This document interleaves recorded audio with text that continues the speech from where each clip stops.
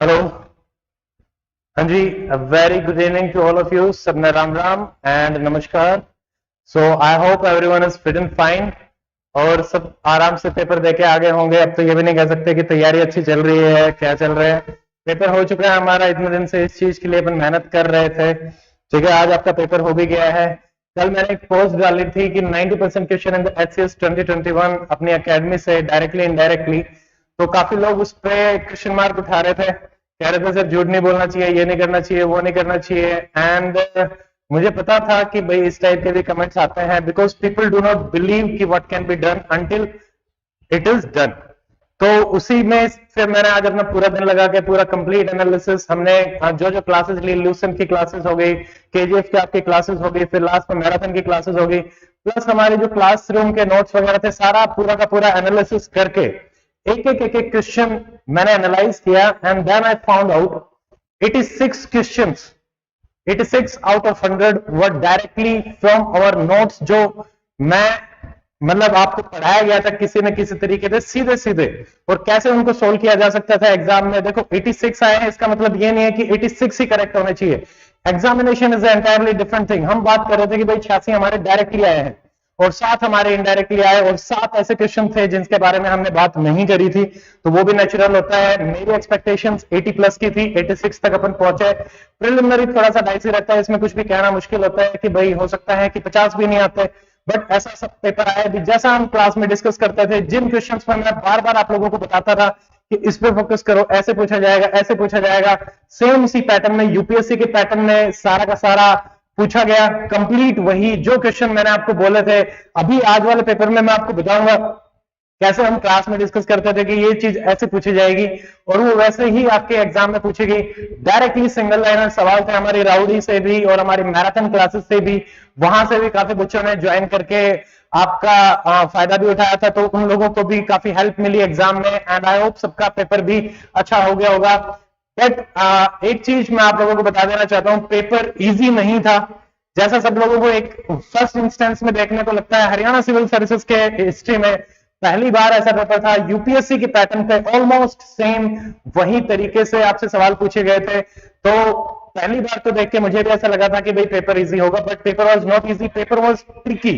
ठीक है, अलग अलग तरीके से आपसे अलग अलग चीजें पूछी गई थी। आज हम सारे के सारे इसमें बात करेंगे, आपके आंसर की रहेगी, कट ऑफ रहेगा, लाइव डिस्कशन तो ये है ही। कोई भी इश्यू रहता है किसी भी सवाल में आप मुझे बाद में बता सकते हैं। मैंने अपनी तरफ से जो भी सवाल बताए हैं वो उसी के हिसाब से रहेंगे। एंड ये तो मैंने आपको बता दिया है 86 डायरेक्टली, ये मैं आपको दिखाई दूंगा कि कैसे उसमें से थे, और वही अपन डिस्कस करेंगे आज। तो यही आज हमारा क्लास है कि भाई हम देखो, it always seem impossible until it is done, so it is done today. So that is the reason I am talking, standing in front of you, कि हमने ये करके दिखाया है। ठीक है, ये कोई हवा में बातें नहीं हो रही है, सारी की सारी चीजें जो आपकी थी। और फिर एक जो बात होती है कि कुछ तो लोग कहेंगे, लोगों का काम है कहना, तो ये तो सारी चीजें चलती रहती हैं लाइफ में। आपको पॉजिटिव नेगेटिव आप कुछ भी करेंगे तो आपको सुनने को मिलेगा ही मिलेगा, यही चलता है लाइफ में। ठीक है, तो इसको अपने को नहीं देखना है। अब first of all I want to congratulate all the students जिन्होंने अपना पेपर दे दिया है, कंप्लीट कर लिया है। आप एक जर्नी से गुजरे हैं, आपने पूरी मेहनत करी थी, आप उस दिन पेपर दे के आए। पूरा स्ट्रेसफुल माहौल रहता है, उस स्ट्रेसफुल कंडीशन में पेपर सोल्व करना इज एंटायरली मतलब काफी डिफिकल्ट हो जाता है। पहले मैं आपको दो चीजें बता देता हूं। हमारा जो नया बैच आपका शुरू करने वाले हैं एचसीएस मेंस 2021 का 300 topic complete GS batch, exclusively GS batch, जो जीएस आपकी 200 मार्क्स की रहती है, उसके बारे में मैं बताऊंगा after the paper discussion. Second जो है आपका new batch for sociology optional, दोनों के दोनों बैचेस मैं ही लूंगा, सारे के सारे कंप्लीट जीएस, जैसे राउडी में आपकी थी या फिर मैराथन क्लासेस में मैंने ही ली थी, तो यहां पे भी सारे की सारे क्लासेस आपकी मैं ही लूंगा, कंप्लीट जीएस की भी और सोशियोलॉजी ऑप्शनल की भी। मेरा ऑप्शनल सोशियोलॉजी ही था इन both UPSC and HCS. And before starting ये आपको बता देते हैं, 2 मेंस के हो ही गए हैं। दोस्त जिन्होंने पहले से ही ज्वाइन कर रखा है, they need not to worry. जो नए स्टूडेंट्स हैं, दोस्त who want to join, link इसका डिस्क्रिप्शन सेक्शन में है, और सारी की सारी detail at the end of the video हम डिस्कस करेंगे कि भाई क्या रहेगा क्या नहीं रहेगा। Now let us start the paper discussion. और मैं कमेंट वगैरह नहीं देख रहा हूं, तो आप कुछ भी कमेंट करते हैं तो मैं उसको सी नहीं करूंगा। पेपर डिस्कशन अपना चलता रहेगा। कोई भी आवाज से संबंधित कोई इश्यू होते हैं तो वो मैं देख लूंगा, उससे संबंधित। Otherwise no comment will be addressed during the paper discussion. आराम से पेपर डिस्कस करते हैं, रियल टाइम में बताऊंगा। ये सवाल की कैटेगरी भी मैंने सारे की सारी बना ली है कि भाई इजी क्वेश्चन की कैटेगरी में डालेंगे या फिर मीडियम की या फिर हार्ड की, और उसी के बेसिस पे ही हम एक कट ऑफ को प्रेडिक्ट करेंगे कि भाई इतने अगर आपके मार्क्स बन रहे हैं, मेरे हिसाब से हो सकता है वो गलत हो सकती है, उसमें कोई डाउट नहीं है, we are all humans, but in the past 6 years जो कट ऑफ मैंने और हमारे दोस्तों ने प्रेडिक्ट की है in both UPSC and HCS, आज तक की हिस्ट्री में कभी गलत नहीं हुई है, but there are always the chances कि वो गलत हो सकती है, तो उसको भी मैं मना नहीं कर रहा हूं। बट हमारी तरफ से जो कट ऑफ हो सकती है कि भाई अब स्टूडेंट्स को मेंस की प्रिपरेशन स्टार्ट कर देनी चाहिए अगर आपके मार्क्स उस कट ऑफ से ऊपर बन रहे हैं तो, ठीक है। अगर कम में भी आप स्टार्ट करना चाहते हैं तो that is one of the best thing you can do, ठीक है। वो तो सबसे बेस्ट है कि भाई जैसे ही आपका पेपर खत्म हो, within 1 or 2 days take your rest and start your mains preparation as soon as possible. Now let us start. देखो ये है सेट नंबर 3, तो इसमें हम बता देते हैं, जैसे ये पहला सवाल आपसे पूछा गया था कि भाई ये गैबोर सीजियो प्राइस जो है, जैसे ये करंट में न्यूज में रहता है, हमने इसको डिस्कस नहीं किया था क्लासेस में, डिस्कशन में नहीं आया था ये। तो इसमें देखो ये मेन बात क्या थी, एक तो जो रेगुलर करंट अफेयर्स को फॉलो कर रहे हैं उनको पता होगा कि मैथ्स के लिए दिया जाता है, प्लस अभी रिसेंटली अपना एक इंडियन को दिया गया था, प्लस हर 2 साल में दिया जाता है। देखो एलिमिनेशन टेक्निक बहुत ही ज्यादा काम में आई है यहाँ पे, आप अगर देखेंगे तो कैसे, अगर आप जैसे ही एवरी ईयर की जगह 2 years करते हैं, यानी ऑप्शन 2 आप एलिमिनेट करते हैं, 2 गया 2 गया 2 गया, आंसर इज ए। तो यही मैं बताऊंगा कि पेपर अपन कैसे एग्जामिनेशन हॉल में सॉल्व कर सकते थे, ठीक है। तो इसका आंसर रहेगा ए, क्योंकि ये हर 2 साल में दिया जाता है, 2 को हटाते ही आपका एलिमिनेट होके ऑब्वियसली आंसर आ जाता है ए, सिंपल, ये आपका आंसर रहेगा। बट ये क्वेश्चन किस कैटेगरी का है? हार्ड की कैटेगरी का। इसको जनरल आदमी सोल्व नहीं कर सकता, जो प्रिपरेशन में भी लगा हुआ है वो सोल्व नहीं कर सकता। It comes under the hard category of questions. सारे के सारे हर क्वेश्चन की कैटेगरी में मैं बताता हुआ चलूंगा, उसी के हिसाब से चलेंगे। तो ये हार्ड क्वेश्चन था आपका, इजी नहीं है। करंट अफेयर के क्वेश्चन इजी नहीं थे, ये मान के चले, 50% क्वेश्चन हार्ड ही थे। सो ये हमारे नोट्स में से नहीं था, ठीक है। सेकंड क्वेश्चन करंट अफेयर में स्टेबल बर्निंग बार बार न्यूज में रहता है, ये करवाया हुआ था। तो यहाँ पे आपका आता है कि भाई लोकूर कमेटी आपका स्टेबल बर्निंग के लिए है, सिंपल क्वेश्चन, इसको आप कर सकते हैं। और इसको अगर अपन कैटेगरी रखें, मीडियम कैटेगरी में मैं रख रहा हूं, क्योंकि कुछ लोगों को याद नहीं आती हैं ऐसी चीजें। एग्जामिनेशन हॉल का जो डायरेक्ट प्रेशर रहता है, चीज इजी लगती है देखने में, बट स्टिल वो चीज याद नहीं आती हमें, तो उसके हिसाब से I will put it into medium. जो इजी वाले वो है जो देखते ही बिल्कुल ठीक हो जाएंगे, उसमें गलती होने की संभावना नहीं होती। मीडियम में वो है जिसमें 50-50% चांसेस रहते हैं कि 50% स्टूडेंट उसको ठीक करेंगे, 50% स्टूडेंट वो रहेंगे जो ठीक नहीं कर पाएंगे। तो ये आपका सेकंड का आंसर रहेगा बी। थर्ड जो जीएसटी वाला है, ये हमारे इकोनॉमी नोट्स में मैंने बहुत ही ज्यादा डिटेल में करवाया था। इसमें जैसे ही देखो, पहले में क्या है, on the manufacturing of the goods, पहले को जैसे ही आप लेते हैं तो आपके पास रहता है 2, 3, 4 बचता है, और 2 और 3 बचता है। फोर्थ क्या है, GST is levied at the rate decided by GST council, everybody knows about it. तो आंसर इसका क्या रहेगा, 2, 3, 4, C is the correct answer of question number 3। और इसको भी अपन जीएसटी में थोड़ा सा वो हो जाता है, तो ये मीडियम कैटेगरी के क्वेश्चंस में अपन रखेंगे। देन हमारा आता है गवर्नमेंट ऑफ इंडिया जो बजट, पीएम कुसुम। कुसुम मैंने आपको डायरेक्टली याद करवाया था कि कुसुम कहां खड़ी हुई है, खेत में खड़ी हुई है, और उसके बगल में क्या लगा हुआ है, सोलर प्लांट। तो ये हमारा जो पहला ऑप्शन है कि सोलर एनर्जी, केरोसिन और इसके जो पंप है उसको अपन सोलार में रखेंगे। तो ये मैं कहूंगा कि ये एक इजी कैटेगरी का क्वेश्चन है, सीधा देखते ही आप लोग टिक कर सकते हैं। The answer is A, PM Kusum. हमने याद किया था, मैराथन क्लासेस में भी आपका करवाया गया था, ठीक है। आरबीआई वाला क्वेश्चन था, ये हमने देखा था इकोनॉमिक नोट्स, मैराथन क्लासेस में मैंने करवाया था। सीआरआर, एसएलआर, ये कॉमन क्वेश्चन है, सब लोग करते ही हैं इन क्वेश्चंस को। तो ये डायरेक्टली भाई आरबीआई के पास क्या रखते हैं, कैश, मैंने इसे याद करवाया था। और लिक्विडिटी कहां पे होती है, बैंक के खुद के पास। तो इसका आंसर क्या रहेगा अपना, cash reserve ratio. Question number 6, ये हमने बार बार डिस्कस किया हुआ है अपन ने क्लासेस में बहुत बार, कि डेट ट्रैप, जैसे इकोनॉमी, चाइना की इकोनॉमी जो है डेट ट्रैप की पॉलिसी करती है। और डेट ट्रैप क्या होता है, जब आप अपना इंटरेस्ट भी पे नहीं कर पाते, उस चक्र में जब आप फंस जाते हैं, तो यहां पे आपका रहेगा कि borrow money to make interest payment on outstanding. ये आपका आंसर रहेगा बी। ये भी आपका इजी कैटेगरी का क्वेश्चन है, इजी में ही रखेंगे क्योंकि डेट ट्रैप लगभग सारे स्टूडेंट्स को पता होता है, तो ये कोई ज्यादा मुश्किल क्वेश्चन की कैटेगरी में मैं इसको नहीं रखूंगा।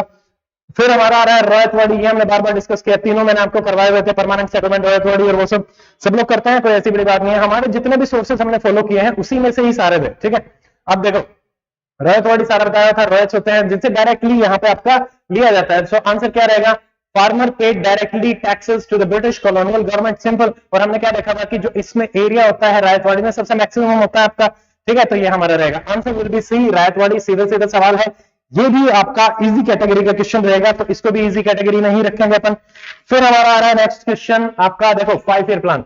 जब अपन 5 ईयर प्लान डिस्कस कर रहे थे, मैंने आप लोगों को करवाया था कि भाई जो लास्ट में 1960s के जो लास्ट में हमने सिंगल प्लान बनाए थे, क्योंकि आपके पास रिसोर्सेज ही नहीं रहे थे, क्योंकि ये अपना इंडो पाकिस्तान कॉन्फ्लिक्ट या फिर ये सब चल ही रहा था। बट इस क्वेश्चन में थोड़ा सा डाउट ये है कि यहाँ पे इरेज्ड जो लिखा हुआ है कि खत्म कर दिए, अब इसको अगर एसपीएससी कंप्लीटली इरेज्ड मानती है तो ऑप्शन बी यानी नॉट द करेक्ट एक्सप्लेनेशन जा सकता है। बट इसको अगर जनरल सेंस में लेके चलती है कि नहीं नहीं खत्म कर दिया था इसलिए नहीं कर पाए, तो जनरल सेंस में अगर अपन जाएंगे तो आंसर ए भी हो सकता है। ये एक अकेला ऐसा क्वेश्चन है जिसमें मैं कंप्लीट श्योर नहीं हूं कि क्या एचपीएससी की तरफ से जाएगा। ए भी जा सकता है, बी भी जा सकता है, बोथ आर इक्वली, क्योंकि ये वर्ड ही यहाँ पे ऐसा यूज किया हुआ है इरेज्ड। ठीक है, तो इसको अपन किस कैटेगरी में रखेंगे? मीडियम की कैटेगरी में, जस्ट बिकॉज कि भाई इस वजह से ये हमारे 5 ईयर प्लान में डायरेक्टली सारा का सारा मैंने आपको करवाया हुआ था, वहीं पे था 5 ईयर प्लान, मैंने सबका शेयर भी किया हुआ है। फिर आपका रहा खरीफ क्रॉप ईयर, तो मैंने इतनी बार आप लोगों को बताया है, रबी वाली याद रखो, खरीफ वाला क्वेश्चन पूछा जाएगा। पिछली बार भी 2 बार खरीफ पूछा गया था, इस बार भी ये दोबारा से खरीफ पूछा गया है। तो हमने कैसे एलिमिनेट किया? हमें पता है व्हीट हमारी उसमें नहीं होती, मस्टर्ड हमारी नहीं होती, ये सारे के सारे सर्दी के टाइम पे उगाए जाते हैं और हमारे वैसे लिए जाते हैं। इसमें आपकी एलिमिनेशन टेक्निक काम आएगी। जैसे ही आपने 1 को एलिमिनेट किया, ठीक है, तो 1 हटा दो भाई, यहां से हटा दिया, यहां से हटा दिया, फिर ये बचा, ये बचा, तो इसमें फिर अपन मस्टर्ड भी हटा देते हैं। 3 आपका यहाँ है तो ये हटाया, तो आंसर इज बी। बी मतलब हमारी सेकंड पैडी आपकी आएगी और फिर हमारा ग्राउंडनट आएगा और मेज आएगा। Answer is B, simple. जिसको सिर्फ इतना भी पता है कि व्हीट और मस्टर्ड, गेहूं और सरसों हम कब उगाते हैं, एवरीबॉडी नोज अबाउट इट, सर्दी के टाइम पे। तो ये हमारी कौन सी रबी की क्रॉप हो जाएंगी। बार बार क्लास में ये करवाया हुआ है, राउडी में भी और वैसे भी अपन ने आराम से डिस्कस किया था।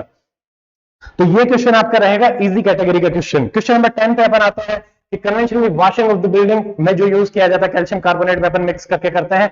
देखने में इजी सवाल लगता है, बट इसमें इतनी सारी स्टेटमेंट्स थी कि मैं इसको हार्ड की कैटेगरी का ही मानूंगा, क्योंकि कहीं भी थोड़ा सा भी कंफ्यूजन होता है तो इस सवाल के रियल टाइम एग्जामिनेशन हॉल में गलत होने के चांसेस अपने बढ़ जाते हैं। ठीक है, तो ये हमारा मुश्किल कैटेगरी के सवाल में ही रहेगा, हार्ड में ही। It is not easy to solve, जिसने बहुत ज्यादा डिटेल में साइंस कर रखी है और जो साइंस के स्टूडेंट्स हैं वो भी गलत करके आए होंगे इस सवाल को। I am very sure about it. तो इसमें जो आपका आंसर है वो आपका आंसर है सी, यानी 2, 3, 4 जो हमारा पहला है।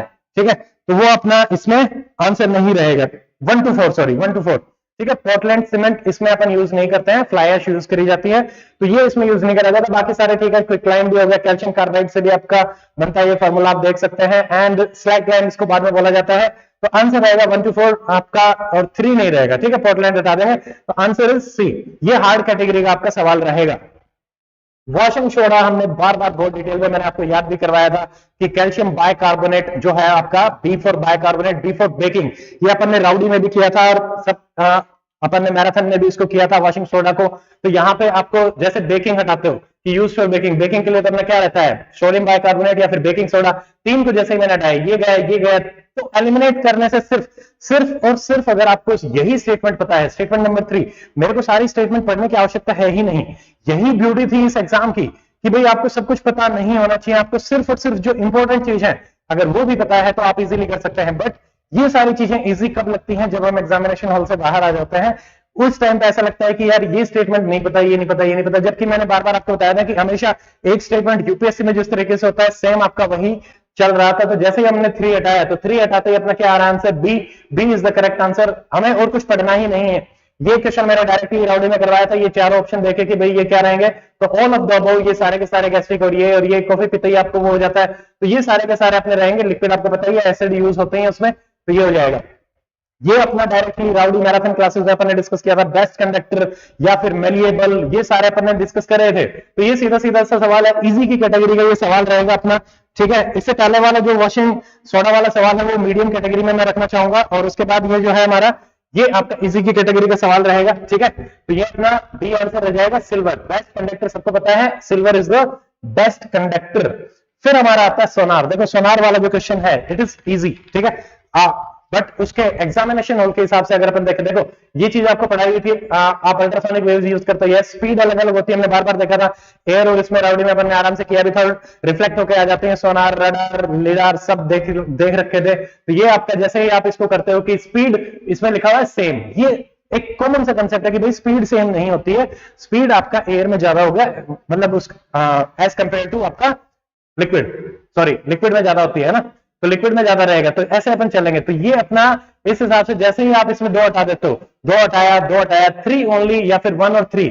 1 क्या है, इट यूजेस अल्ट्रासोनिक वेव्स, ऐसे ही एग्जाम में प्रोसीड करना होता है कि इट यूजेस, यस, तो इट्स राइट, तो आंसर इज बी 1 एंड 3, यानी बॉटम से रिफ्लेक्ट होकर आता है, उसमें तो कोई डाउट ही नहीं है। अब हम आते हैं 15th पे, ये साइंस का थोड़ा सा डीप कैटेगरी का सवाल हो जाता है, इसको मैंने मीडियम में रखा है। नॉर्मल जो साइंस के स्टूडेंट है वो इसको अटेम्प्ट नहीं कर सकते, जो नॉन साइंस बैकग्राउंड के स्टूडेंट है उनके लिए थोड़ा सा डिफिकल्ट हो जाता है। बट ये अपन जैसे कोलराबी डिस्कस किया हुआ है कि भाई राइस वाटर स्टूल्स आते हैं, जैसे ही आप 2 पे डी को मार्क करते हैं, देखो 2 पे डी यानी कोलराबी अगर पता है कि राइस वाटर स्टूल, क्योंकि बच्चों में होता है रोटा वायरस, आपको बार बार मैंने पढ़ाया हुआ है, ठीक है, अपन ने राउडी में भी डिस्कस, मतलब ये डिस्कस करे हुए हैं, जिनमें थोड़ा सा डाउट है कि यार ये हमने कराया नहीं कराया, उन्हें को ये जो जनरल क्वेश्चन है ये हमने बार बार कर रखे हैं। तो जैसे ही आप देखो डी से आते हैं 2 पे डी, 2 पे डी कहां है, 2 पे डी सिर्फ और सिर्फ बी में है, तो आपको सारे पता होने की कोई भी जरूरत नहीं है, सिर्फ एक भी आपको पता है, तो you can easily guess the answer और आपका आंसर ठीक ही रहेगा। तो आपको इसमें कुछ भी करने की आवश्यकता नहीं है, तो ये आपका हो जाएगा 2 से डी, तो ये अपना आंसर क्या रहेगा, बी आंसर रहेगा, ठीक है। क्वालिटी तो सारी की सारी मैंने आपको एक स्टेटमेंट सारी करवाई हुई हैं, तो ये भी अपन ने करा था, right to vote, legal right और नॉट, ये सारे वैसे ही करवाए थे क्लास में, ऐसे ही मैं आपको करवाता था कि लीगल है, फंडामेंटल है, क्या है, तो ये सब अपन ने देखे ही थे, ठीक है। राइट टू प्रॉपर्टी आपको फंडामेंटल है क्या, नहीं है क्या, लीगल है क्या, कॉन्स्टिट्यूशनल है क्या, इसी फॉर्मेट में ही अपन चलते थे। तो राइट टू वोट अब अपना it's not a fundamental right, yes, 325 326 में आता है, फंडामेंटल है नहीं। Right to property not a fundamental right, yes we know, ये 301 ए में है, तो आपका आंसर किया गया था 44। अगर आपको मान लेते हैं 44th भी नहीं पता है, ये सारे हमारे नोट्स में थे, 44th भी नहीं पता है, ये तो मैंने जो आपकी मैराथन क्लासेस है उसमें भी सारा एज इट इज करवाया ही था, ठीक है। आर्टिकल 301, देखो आर्टिकल 301 होता है फ्रीडम, फ्री मूवमेंट और उसके लिए, बट अगर आपका मान लो 301 ए है, ये तो आपको पता है कि अगर 300 ए आपका राइट टू प्रॉपर्टी है, क्योंकि हमने कर रखा है 31 को डिलीट करके 301 किया था, अगर ये स्टेटमेंट ठीक है तो 4 गलत हो जाएगी। जैसे ही आप 4 को हटाते हो, ये हटा दिया, ये हटा दिया, ये हटा दिया, एलिमिनेट हो गए 3 ऑप्शन, बचा क्या 1 2 3। अगर आपको ये नहीं भी पता है तो ऑटोमेटिकली वो स्टेटमेंट अपनी करेक्ट हो जाएगी, ठीक है। आई होप आप लोगों को क्लियर हो रहा होगा, तो ये अपने को ध्यान रखना है। 44 अगर नहीं भी पता है तो कैसे कर सकते हैं, क्योंकि 301 ए में राइट टू प्रॉपर्टी है, तो 301 तो वो नहीं हो सकता, यानी ये स्टेटमेंट और ये कॉन्ट्राडिक्ट करेंगे, या तो ये सही है या ये सही है। अगर अपने को ये पता है तो ऑब्वियसली ये अपने बार बार करा हुआ है कि भाई 301 ए में हमारा राइट टू प्रॉपर्टी बाद में अमेंड करके डाला गया था, ये नहीं भी पता तो भी अपन कर पा रहे हैं, एलिमिनेट करके आंसर इज बी। फिर अपना 16th के बाद आ रहा है, 16th को अपन रखेंगे इजी की कैटेगरी में। देखो पॉलिटी वाले क्वेश्चन मैंने इजी की कैटेगरी में रखे हुए हैं, क्योंकि वो हमने बार बार बहुत बार किए हुए हैं, ठीक है, तो वो इजी की कैटेगरी का ही रखेंगे। कुछ लोगों को हो सकता है वो मीडियम कैटेगरी का लगे, बट मेरे हिसाब से इजी कैटेगरी रख के ही मैं कर रहा हूँ। 17th कौन सा, ये मैंने आपको बताया था ऑब्जेक्टिव रेजोल्यूशन, जो हम constitution making of the constitution देख रहे थे कि भाई नेहरू ने किए थे, तो नेहरू ये पहला ही ऑप्शन आ गया, बट पूछ रहा है नॉट करेक्ट। सेकंड ऑप्शन जो है वो बिल्कुल कॉन्ट्राडिक्टरी है, या तो नेहरू ने किए होंगे या फिर भीमराव अम्बेडकर ने, तो ये हमने बार बार देख ही रखा है कि वो नेहरू ने लेट डाउन किए थे, वहीं से ही अपने सारे के सारे फंडामेंटल राइट्स और वो निकाले गए। तो ऑप्शन ए अगर करेक्ट है तो 2 गलत हो गया, जैसे ही 2 गलत हुआ नॉट करेक्ट पूछा है, तो आंसर इज बी, सिंपल। आपको सी और डी पढ़ने की ही जरूरत नहीं है, 1 और 2 ही कॉन्ट्राडिक्टरी स्टेटमेंट्स हैं, यानी इन दोनों में से एक ही ठीक हो सकती है, और नेहरू ने किया है तो ऑब्वियसली फिर डी आपका रहेगा। फिर ये आर्टिकल 21 मैंने बार बार बताया, पर्सनल लिबर्टी आप नहीं ले सकते except procedure established by law, और इसमें अपन ने देखा भी था कि हम ड्यू प्रोसेस ऑफ लॉ की तरफ भी जा रहे हैं, बट यहां पे देखो क्या लिखा हुआ है, mentioned in the Indian constitution. तो इंडियन कॉन्स्टिट्यूशन में हमारा क्या मेंशन है, procedure established by law, due process हमारा कॉन्स्टिट्यूशन में मेंशन नहीं है, तो आपको इसका जो आंसर रहेगा वो क्या रहेगा, सी, यानी प्रोसीजर एस्टैब्लिश्ड बाय लॉ। इसको भी मैं इजी की ही कैटेगरी में रखूंगा, ठीक है, बट हाँ सॉरी मीडियम की कैटेगरी में, क्योंकि कुछ यहां पे कंफ्यूजन हो सकता है स्टूडेंट्स के साथ कि भाई ड्यू प्रोसेस ऑफ लॉ पे भी कंफ्यूज हो सकता है। अब देखो ये मैंने बार बार आपको बताया था कि सेंटर स्टेट रिलेशन के सिर्फ और सिर्फ कमीशन के नाम याद रख लो, उनका अंदर में क्या दिया हुआ है वो भी याद रखने की जरूरत नहीं है। सीधा सीधा सवाल आया, ये हमने बार बार देखे थे, राजा मनार पहुंचे शकारिया, बार बार आपको बताता रहता था, वेस्ट बंगाल, तो ये हमारे बनते थे। एक ही बचा कौन सा, सोली सौरभ जी, ये आपके पुलिस रिफॉर्म्स के लिए था, तो ये हमारा आंसर क्या हो जाएगा, सी, सोली सौरभ जी, इसका ये आंसर रहेगा। सबको पता है ये बार बार पॉलिटी मैराथन में भी डिस्कस है, सब में डिस्कस था, ठीक है, इसमें कोई वो डाउट ही नहीं है। फिर हमारा देखो ये मैंने कितनी बार आपको बताया है, ओनली फॉर द सिटीजन्स। अगर सिर्फ पूछा जाए कि फंडामेंटल राइट्स फॉर सिटीजन तो सारे हो जाएंगे, ओनली अगर उसमें वर्ड लगा दिया तो मैंने क्या याद करवाया था, 5 आपको ध्यान रखना है, 15, 16, 15 दूनी 30 और 29 और बीच में 19, तो ये हमारा है। तो 29 ही आपका जो है वो इसके ऑप्शन में बचा हुआ रहता है, ओनली फॉर सिटीजंस। क्लासरूम के जो स्टूडेंट है दे कैन इजीली रिलेट किए हमने क्वेश्चन कितनी बार किए हैं, ठीक है। तो ये आपको ध्यान रखना है, ये आपके पॉलिटी नोट्स में ऑलरेडी मैंने कई बार करवाया हुआ है ये तो आपका डी आंसर रहेगा, इसका correct answer only for citizen रखा हुआ है। तीनों की तीनों कमेटीज, मैंने कहा था कि अगर सवाल आएगा तो तीनों कमेटीज में से आएगा, पब्लिक अकाउंट हो गया या फिर आपका जो पब्लिक सेक्टर अंडरटेकिंग है या फिर एस्टिमेट कमेटी है, इनके अलावा कोई सवाल नहीं आएगा। तो सीधा सीधा 19 से 21 वी नो अबाउट इट, ठीक है। फिर आपका जो चेयरमैन होता है ऑपोजिशन से आता है, एस्टिमेट कमेटी में आपका सेम पार्टी से ही आता है, यस। फिर यहाँ पे अपने को पता है कि 1 साल के लिए उनकी मेंबरशिप होती है, तो ये आपका गलत हो गया। 3 को जैसे ही आप गलत करते हैं, ये गया 1, 2 और 2 बचता है और 1, 19, 21 इज द करेक्ट। तो इसको अपन मीडियम के कैटेगरी में रख सकते हैं, क्योंकि वहां पे एग्जाम में आपको हो सकता है कि जो ये वाली स्टेटमेंट है 1921 वाली जो स्टेटमेंट है वो हो सकता है उस टाइम पे याद ना आए, तो इसीलिए मैंने इसको मीडियम की कैटेगरी में रख दिया। तो ये ध्यान रखेंगे 21। फिर हम आता है 22, ये फिर आपका इजी की कैटेगरी का रहेगा, क्योंकि मैंने बार बार आपको ये करवाया हुआ है। बट यहाँ पे एक थोड़ा सा झोल है कि भाई इंदिरा गांधी गवर्नमेंट की आया था, राजीव गांधी की गवर्नमेंट के 10 शेड्यूल मैंने आपको बार बताया हुआ है। ये अमेंडमेंट मैंने आपको याद करवाए थे कि भाई 52nd अमेंडमेंट, 91st अमेंडमेंट जिसमें 15% आपका रिजर्वेशन रहता है, 10% in the case of Delhi. तो ये हम बार कर चुके थे, ठीक है। तो 93 वाला तो पहले चला जाएगा आपका, ठीक है। और इंदिरा गांधी नहीं, वहां पे राजीव गांधी है, तो आपका करेक्ट आंसर क्या रहेगा 2 and 4 option D. But examination hall में थोड़ा सा डाइसी रहता है, तो ये मीडियम कैटेगरी का रहेगा। कुछ स्टूडेंट्स का ठीक होगा, कुछ स्टूडेंट्स का गलत होगा। इजी वाले वो हैं जो मैक्सिमम स्टूडेंट्स के more than 80% of the student जो आपका ठीक करके आते हैं, उनको हम इजी कैटेगरी में रखते हैं। 50-50, 60-40 वाले जो क्वेश्चन रहते हैं उनको हम मीडियम की कैटेगरी में रखते हैं, यही रूल रहता है, ठीक है। ये देखो मैंने क्या बताया था, पीआरआई में अगर कोई भी कमेटी पूछी जाएगी तो वो पूछी जाएगी जिसने कॉन्स्टिट्यूशनल अमेंडमेंट की रिकमेंडेशन दी थी। सवाल डायरेक्टली वही आया, इसमें यही पूछा गया है कि पंचायती राज में कौन सी थी, एलएम सिंघवी। बार सिंघवी कमेटी उसने कॉन्स्टिट्यूशन के लिए किया था, तो ये हम बार कर चुके हैं। डायरेक्टली हमारी मैराथन क्लासेस से भी आया है ये, मतलब सीधा डिस्कस्ड क्वेश्चन है, तो बी, ठीक है।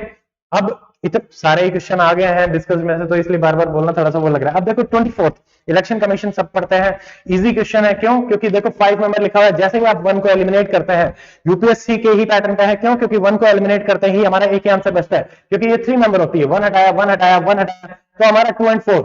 बट ये ट्रिकी क्वेश्चन है। ट्रिकी क्वेश्चन कैसे है, यहां पे लिखा हुआ है नॉट करेक्ट, बट आपने मार्क क्या किया होगा, आपने मार्क किया होगा जैसे ही करते करेक्ट, तो हमने 1 हटा के आंसर मार्क किया होगा 2 एंड 4, बट इसका करेक्ट आंसर क्या है 1 ओनली, ठीक है। तो option C is the right answer. तो ये होता है एग्जामिनेशन हॉल, जहां पे हम पढ़ नहीं पाते हैं, हमारा मतलब दिमाग ही काम नहीं करता, दैट इज द रियलिटी। यही होता है स्टूडेंट्स के साथ। तो ये ट्रिकी क्वेश्चन है। HCS इस बार का paper paper beautiful. I do not have even a single percent शिकायत फ्रॉम द HPSC की। उन्होंने कैसा पेपर बना दिया जो लास्ट टाइम रहती थी, इस बार कंप्लीटली जो आपका मतलब जो इंक्लिनेशन था यूपीएससी की तरफ, उसी पैटर्न में क्वेश्चन, वही ब्यूटीफुल नेचर, जहां पे आपकी नॉलेज टेस्ट नहीं होती, your presence of mind is tested. Simple questions भी होते हैं, ट्रिकी होता है, इतना सिंपल क्वेश्चन बट लास्ट में not correct. And I am very sure 50% of the जो स्टूडेंट्स है वो ये चीज नहीं देख पाए होंगे। तो इसको हम रखते हैं फिर से अपना मीडियम की कैटेगरी में, ठीक है। ये अपना रहेगा। तो अपना फिर नेक्स्ट आता है 25th में अपना क्या रहेगा, देखो ये सारा का सारा, अगर आपको सिर्फ और सिर्फ ये पता है, हमने सारे नहीं देखने, सिर्फ ये सबको पता होता है, मैडम दीपिका कामा ने अनफर्ल किया था फॉरेन सॉइल पे, तो 2 के साथ 4 कहां पे है, 2 के साथ 4 कहां पे, option D is the right answer. ये मैंने सारे के सारे ही बताए हुए हैं हिस्ट्री नोट्स में, ये कंप्लीटली हमारे नोट्स में से है, ठीक है। फिर देखो ये कितना ब्यूटीफुल क्वेश्चन है, इसमें सिर्फ एलिमिनेशन, अगेन एलिमिनेशन।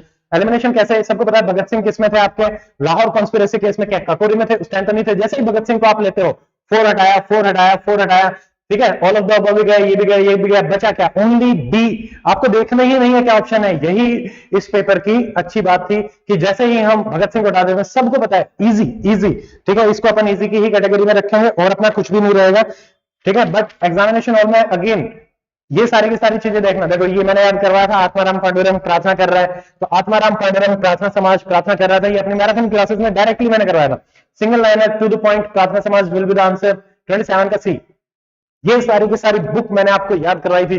3 ही बुक मैंने बोला था तमिल वाली याद करनी है, मृचकट्टिकम, मणिमेगलई, ठीक है, और वो एक और है फिर देखो रघुवंशम कालिदास की है, बुद्ध चरित्र अशोक घोष की है, कादम्बरी अपनी बाण भट्ट की है, ये भी अपन ने देखा था। तो ये आपका आंसर क्या रहेगा, 28 का डी आंसर रहेगा। इसको भी अपन किस कैटेगरी में रखेंगे, इजी की कैटेगरी में, ठीक है। तो ये आप आराम से देख के कर सकते हैं, कादम्बरी बाण भट्ट ये आपका रहेगा, ठीक है।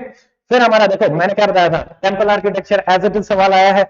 मैंने क्या कहा था कि भाई वो आपसे ये नहीं पूछेगा पंचायतन किसका है, ये किसका है, वो आपसे सिर्फ ये पूछ लेगा कि टेंपल आर्किटेक्चर में कौन कौन से आते हैं। तो सीधा सीधा सवाल नगरा, वैश्यरा, द्राविड़, डायरेक्टली जैसा मैंने आपको क्लासेस में बताया था एज इट इज सवाल बन के आया है, यू का यू, ठीक है। इसमें कोई भी डाउट नहीं है, इसमें कोई बढ़ाई करने वाली बात नहीं है। आई हैड द एक्सपीरियंस, तो मैंने अपने एक्सपीरियंस को आप लोगों के साथ शेयर किया। तो आप सवाल आए हैं तो I have to tell the students also कि हाँ भाई सवाल आए हैं, यूं के यूं ही आए हैं। हमारी क्लास का कोई भी स्टूडेंट इस चीज को कंफर्म कर सकता है। There are many student who are connected now, ठीक है। इसमें अगर उन्हें लगता है कि मैं झूठ बोल रहा हूं और ये चीज डिस्कस नहीं है तो दे कैन कमेंट आल्सो कि सर आप गलत बता रहे हैं, ठीक है। बट आई नो कि ये एज इट इज मैंने आपको बताया था कि यही 3 ऑप्शन देके ऐसे ही पूछा जाएगा। तो वही पूछा गया कि भाई टेंपल आर्किटेक्चर यही रहेगा हमारा। देखो ये हमारा डायरेक्टली हरमतान ही मैंने याद करवाया था। देखो हरमतान, डॉक्टर स्विंड, ये अपने डायरेक्टली राउडी और जो मैराथन क्लासेस में मैंने सिंगल लाइनर करवाए थे, सारे की सारी चीजें थी। बट अगर आप सिर्फ और सिर्फ इससे मैच कर देते हैं, हरमतान डॉक्टर स्विंड 4 का 2, 4 का 2 कहां है भाई, 4 का 2, option C is the right answer, that's it. आपको बाकी ऑप्शंस पढ़ने की ही जरूरत नहीं है, ठीक है। तो ये हमारा हो जाएगा। फिर हमारा देखो ये सारे के सारे मैंने आपको याद करवाए थे। नीला बेटा किसका था, डोडा बेटा, ठीक है। नीला बेटा डोडा, 1 के साथ 4 कहां है, 1 के साथ 4 सिर्फ और सिर्फ एक ही ऑप्शन में है। क्या हमें और कुछ देखना है, नहीं देखना, क्योंकि नीला बेटा हमारा डोडा था। ये ट्रिक आपको याद करवाई थी, राउडी में भी याद करवाई थी, मैराथन क्लासेस में भी अपन ने किया था। तो हमारा सी इसका करेक्ट आंसर रहेगा। देखो ये डायरेक्टली सिंगल लाइनर मैंने बोला था, श्री हरिकोटा सतीश धवन कौन से में होता है, पुलिकट लेक, ठीक है। डायरेक्टली मैराथन क्लासेस में मैंने करवाया था, राउडी में भी करवाया था, Pulicat B is the right answer. सीधा का सीधा सिंगल लाइनर में से है हमारे। फिर विष्णु नारायण भटनागर, ये हमारे में से नहीं है, और अगर मैंने करवाया तो मुझे याद नहीं है, ठीक है। तो ये हमारा हिंदुस्तानी क्लासिकल म्यूजिक के हैं, इसका आंसर ए है आपका, ठीक है। It is not from our notes. Second question हमारा आ रहा है जो हमारे नोट से डायरेक्टली नहीं है और हमने डिस्कस नहीं किया था। अभी तक जितने भी क्वेश्चन है मैं सारे बता चुका हूं, कहां कहां हमने डिस्कस किए थे और कैसे कैसे डिस्कस किए थे, ठीक है। अब हम आते हैं देखो आरसीईपी। आरसीईपी आपका डायरेक्टली आईआर इंटरनेशनल ऑर्गेनाइजेशन वाला जो था, करंट अफेयर जो था, उसमें अपन ने किया था, राउडी में भी किया था। तो ये क्योंकि बार बार न्यूज में रहता है, इंडिया से बाहर हुआ था। देखो आशियान की ट्रिक मैंने बताई थी, टिम्स ब्रूनी, ठीक है। तो उसमें ब्रूनी तो आता ही है। और अगर आप देखोगे बांग्लादेश एक सिंपल सा पुअर सा है, इसको आप एलिमिनेट भी कर सकते हैं, ठीक है। बट ये मैं रखूंगा मीडियम की कैटेगरी में। आरसीईपी वहां पे गलत होने के चांसेस रहते हैं, ये डायरेक्टली था। बट यहाँ पे देखो आपके 2+2+2 का बनता है। वहां पे जैसे इंडिया और चाइना थे, न्यूजीलैंड और ये थे, और यूएसए और कनाडा थे, सारे पार्टिसिपेट करना चाहते थे। एशियन +6 इसमें कंट्रीज है। तो यहाँ पे बांग्लादेश आपका नहीं रहेगा क्योंकि गरीब कंट्री, वहां पे सारे अमीर अमीर कंट्रीज थे। तो आप इसको कर सकते हैं, बट मीडियम कैटेगरी का इजी में नहीं रखेंगे इसको, ठीक है। फिर नेक्स्ट हमारा देखो ये सारा का सारा आपका डायरेक्टली इकोनॉमी नोट्स है, सब एक एक चीज आपको करवाई हुई है कि भाई देखो अगर यहाँ पे देखें सेबी इंश्योरेंस रेगुलेशन करता है कि नहीं, वो तो सिक्योरिटी एक्सचेंज बोर्ड है आपका, उससे संबंधित है, ट्रांजेक्शन से संबंधित। जैसे ही आप 3 को हटाते हैं, देखो 3 को हटाया मैंने, 3 यहां से गया, 3 यहां से गया, हमारा ए और सी ऑप्शन बचता है। यहाँ पे देखो एफआरबीएम एक्ट क्या हमारा फिस्कल डेफिसिट के लिए है, यस।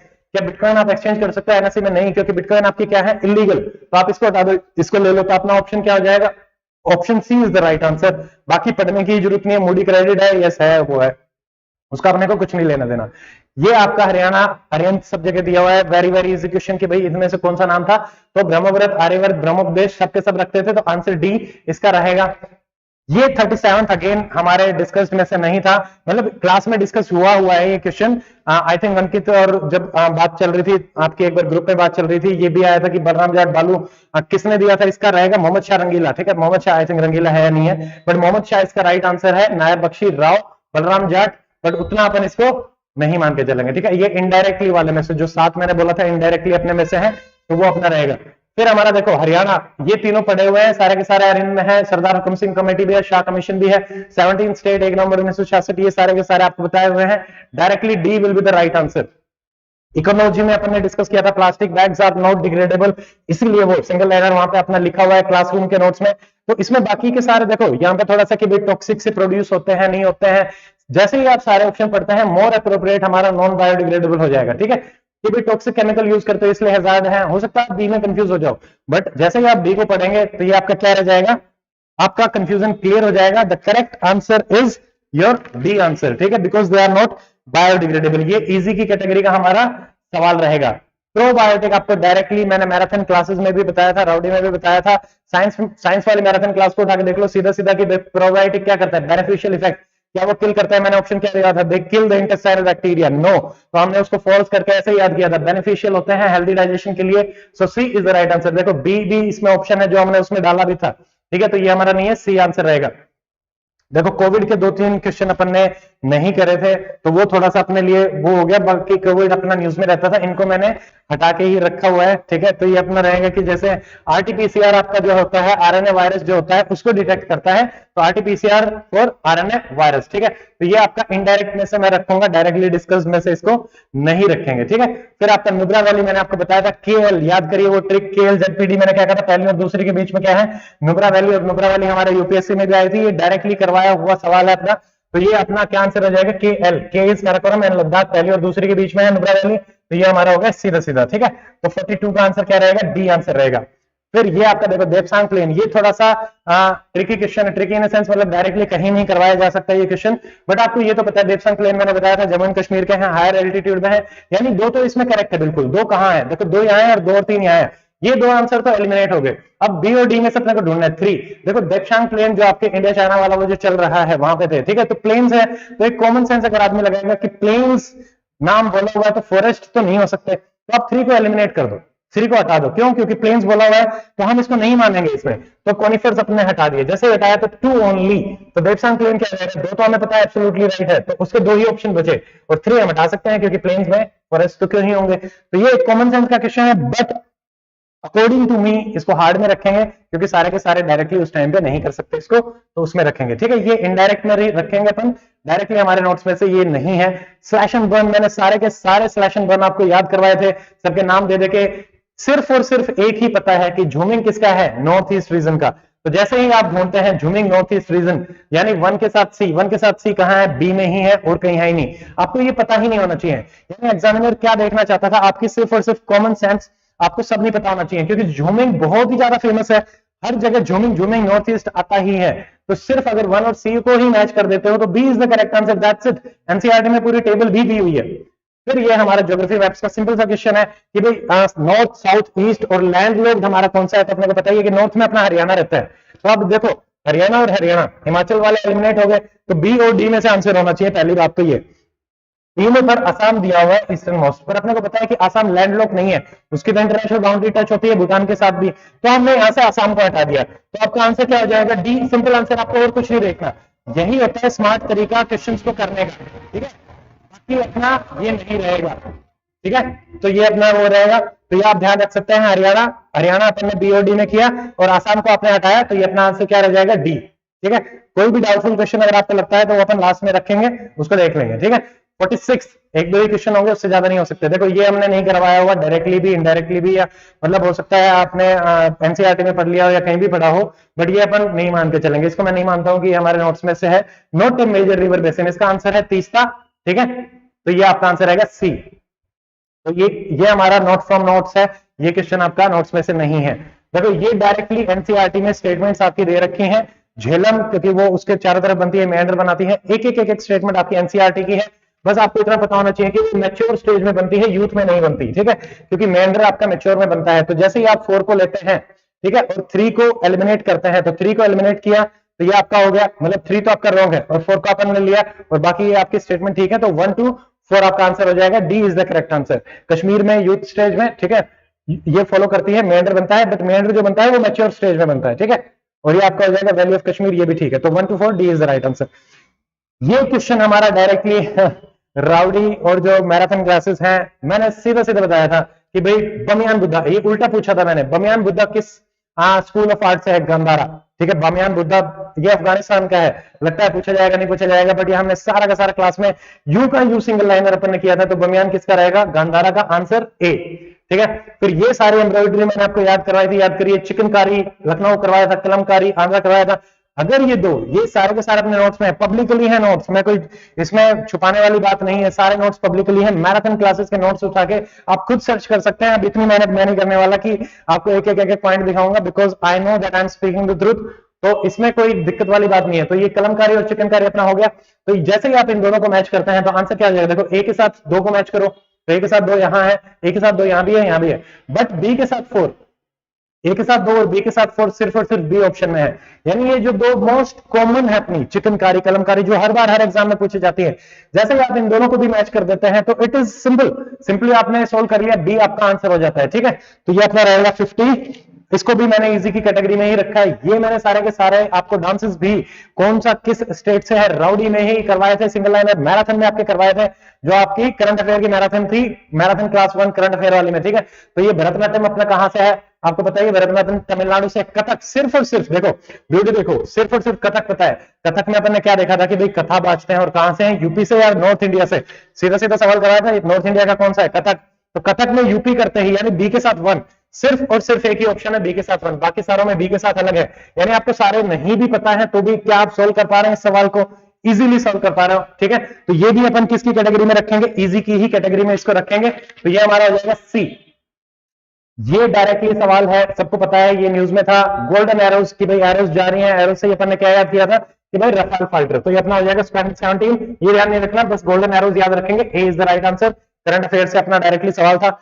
ये सारी की सारी ऑर्गेनाइजेशंस आपको करवाई गई थी, SCO, quad, ASEAN, mad, mutual assert destruction आपका किसके लिए था, न्यूक्लियर वेपन्स के लिए। और जो क्वाड थी उसकी डेफिनेशन में ही हम क्या बोलते हैं, स्ट्रेटेजिक फोरम। तो इन दोनों को जैसे ही आप मैच करते हैं डी और सी को, तो ये आपका आंसर क्या जाएगा, देखो हाँ, फोर्थ के साथ तो सी, फोर्थ के साथ सी, यहां भी है यहां भी है, यानी 1 और 2 में से होना चाहिए। बट 2 के साथ जैसे ही डी मैच करते हो, 2 के साथ डी, ये थोड़ा सा ऊपर नीचे हो सकता है, इसमें नहीं देखना, बस ये दोनों श्योर है कि भाई क्वाड स्ट्रेटेजिक फोरम आपकी 4 कंट्रीज को मिला के बना हुआ है, यूएसए और ये सब रहती है हमारी, तो ये अपना रहेगा। ठीक है, तो ये अपन जैसे ही करते हैं आंसर क्या जाएगा अपना 52 का आंसर रहेगा करेक्ट, ए आंसर।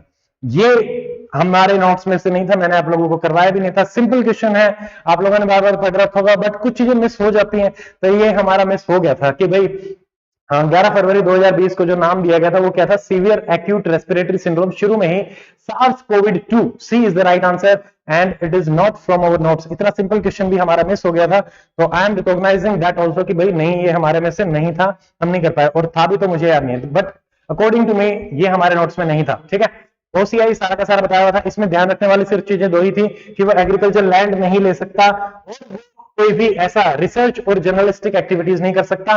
स्टेटमेंट 2 और 3 बड़ी ही जर्नलिस्टिक स्टेटमेंट है कि भाई वो डॉक्टर कर सकता है, हाँ जी कर सकता है, और ये कर सकता है। तो जैसे ही आप इनको हटाते हैं तो आपका आंसर क्या आ जाएगा, 2 एंड 3 इसमें करेक्ट रहेंगे, 1 और 4 इजीली आपके एलिमिनेट करे जा सकते हैं, ये पढ़ाए हुए हैं। ठीक है, सारा का सारा लक्ष्मीकांत में भी दिया हुआ है, यहां से ध्यान रखेंगे। ये आपके करंट अफेयर में मैंने करवाया था, बट इसका थोड़ा सा अपन इनडायरेक्ट रखेंगे, डायरेक्टली सबको याद नहीं आता है ये क्वेश्चन कि भाई डिजिटल मीडिया एथिक्स आपके रिसेंटली बनाए गए थे। देखो इसको सोल्व कैसे करेंगे, क्या ये सिर्फ ओटीटी प्लेटफॉर्म्स के लिए थे, ऐसे ही आपका यूपीएससी डालता है ओटीटी ओनली वाले तो मोस्टली गलत होते हैं, क्योंकि ये सोशल मीडिया के लिए भी थे। तो जैसे ही आपने ओनली को हटाया तो जैसे फर्स्ट एलिमिनेट कर दिया, अब मेरे पास ऑप्शन बचने 2, 3, 4, 2 एंड 4। अब इस टाइप की कोई भी चीज आ जाए और ये यहाँ पे है, देखने में क्या लगेगा कि भाई intermediate, safeguard, ministry of, yes वो तो करेगी ही, आईटी में आ गया तो ये भी रहेगा, और इनको एक ग्रीवेंस रेड्रेसल मैकेनिज्म भी बनाना चाहिए। ये सारे के सारे वहां पे दिए रखे थे, ये आपके करंट अफेयर नोट्स में, C is the right answer. But ये हमारा जो 55 है, ठीक है, अकॉर्डिंग टू मी 55 आपका हार्ड की कैटेगरी का सवाल रहेगा। ये चीजें रियल टाइम एग्जाम में सारी की सारी चीजें याद नहीं आती और हम इसको गलत करके आने की संभावना रहती है, तो ये हार्ड की कैटेगरी में रखेंगे। INSTC मैंने मैराथन क्लासेस में आपको ट्रिक से याद करवाया था, टोपी पहनाओ यूके को, टोपी टू यूके। ठीक है, फिर इसमें क्या चाइना दिख रहा है आपको, चाइना नहीं दिख रहा, क्योंकि टोपी टू यूके अगर आपको बाकी भी याद नहीं है, आपने सिर्फ इतना देखा कि भाई टोपी टू यूके क्या हमारा इसमें चाइना आ रहा है, नहीं आ रहा, 3 को एलिमिनेट करो, 3 इसमें से गया, 3 इसमें से गया, 3 इसमें से गया, आंसर बचा क्या, सिर्फ और सिर्फ ए। क्या एलिमिनेशन से हो रहे हैं क्वेश्चंस, बिल्कुल हो रहे हैं। यूपीएससी में भी ऐसे ही सवाल पूछे जाते हैं, simply you have to just eliminate, that's it. ठीक है, टोपी टू यूके यही ट्रिक मैंने आपको मैराथन में भी सारी की सारी याद करवाई थी, और ये डायरेक्टली अपना उसी में से ही आया हुआ है, so we can say proudly कि यस। ठीक है, फिर अपना देखो news media digital platform mandatory board, ये हमारे में से नहीं है, इनडायरेक्टली अपन मान सकते हैं करंट अफेयर के नोट्स में था, बट क्या ये याद आ सकता है, नहीं। ठीक है, ये आपके ऑस्ट्रेलिया में आए थे, correct answer is B Australia, but ये अपन इनडायरेक्ट की ही कैटेगरी में रखेंगे, जो 7 क्वेश्चन आपके इनडायरेक्ट में है। अगेन जो हमारा अटल टनल है, ये भी मैंने आपको करवाया था, बट ये कहाँ है कैसे है वो अपन ने याद किया था। यहाँ पे बहुत ही ज्यादा डीप में जाके इन्होंने पूछ लिया, ईस्ट में है, साउथ में है, नॉर्थ में है, वेस्ट में है, तो यहाँ पे ये सब चीज एग्जामिनेशन हॉल में रिकॉल करना बहुत ज्यादा डिफिकल्ट हो जाता है, ये हार्ड की कैटेगरी में अपन रखेंगे। ठीक है, ये हार्ड की कैटेगरी में, एंड हमारे नोट से इनडायरेक्टली ये सवाल है वो दोनों के दोनों अपन इनडायरेक्ट में ही रखेंगे, डायरेक्टली अपने में से नहीं है, ठीक है। दो अपन ने करवाए थे, ये क्वेश्चन मैंने आपको नहीं करवाया था, वैसे न्यूज में ये रहता है, ठीक है। मैत्री सेतु, इसका करेक्ट आंसर है ए, आपका सबूर त्रिपुरा का और रामगढ़ है बांग्लादेश का। ये नॉट फ्रॉम अवर नोट्स, ठीक है, ये हमारे नोट्स में से नहीं है, ये चीज आप ध्यान रखें। तो ये आपका हो गया।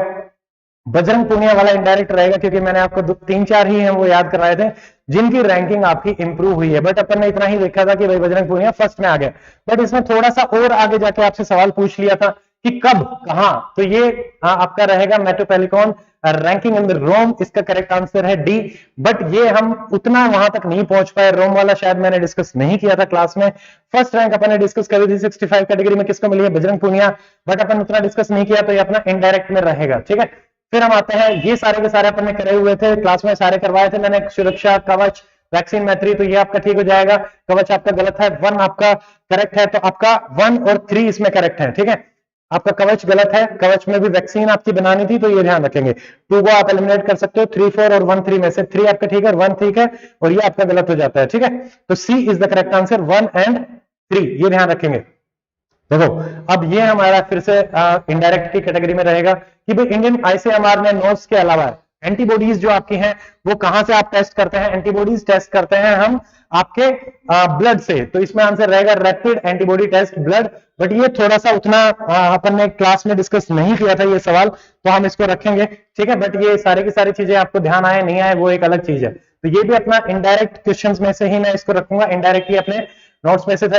ये डायरेक्टली करंट अफेयर के नोट्स में से मैंने सारे के सारे नोबेल प्राइज आपको प्रोवाइड करा रखे थे कि भाई किसको कौन सी कैटेगरी में आपका मिला था। इसका करेक्ट आंसर है आपका ए, यानी रॉबर्ट वी विल्सन को किसमें मिला है, इकोनॉमी में, और पेनरोज को किसमें मिला है आपका फिजिक्स में, ठीक है। और सी थर्ड का आपका सी रहेगा, डोरोडा आपका केमिस्ट्री में रहेगा, 4 का ग्लक आपका है लिटरेचर में। तो इसका आंसर है ए, ये आपके डायरेक्टली करंट अफेयर नोट्स में आपका प्रोवाइडेड है, आप देख सकते हैं साइंस के नोट्स में से सीधा का सीधा है, ठीक है।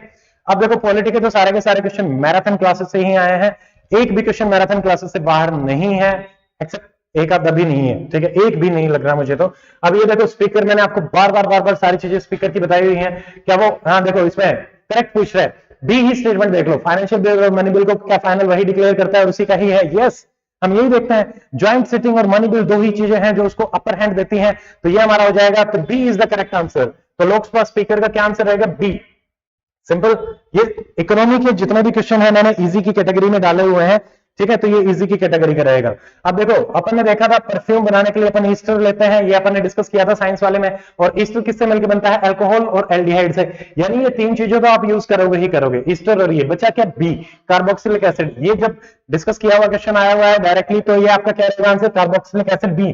बट ये मीडियम कैटेगरी का मैं सवाल बोलूंगा, उतना इजी अपन इसको नहीं बोल सकते, कई बार कंफ्यूजन हो जाता है, आप हो सकता है अल्कोहल मार्क करके आ जाओ या फिर एसिड मार्क करके आ जाओ, उतना इजी नहीं है ये कि डायरेक्टली देखते ही आप टिक कर दो, इसमें थोड़ा सोचना पड़ता है, और ये भी देखना पड़ता है कि भाई नॉन साइंस बैकग्राउंड के भी आपके जो स्टूडेंट्स हैं क्या वो इसको कर पाएंगे, तो वो आपको देखना पड़ेगा।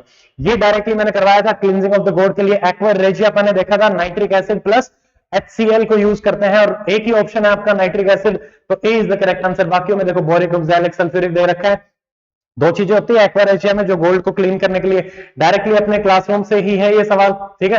फिर देखो ये भी यूं करी हूं मैंने, TIR के जितने एग्जाम्पल आपको दिए हुए थे, मिराज भी मैंने एग्जाम्पल बताया था, लूमिंग भी बताया था, डायमंड स्पार्कल भी बताया था, और ऑप्टिकल फाइबर, ये तीनों मैंने डायरेक्टली एक एक क्वेश्चन में बताया था।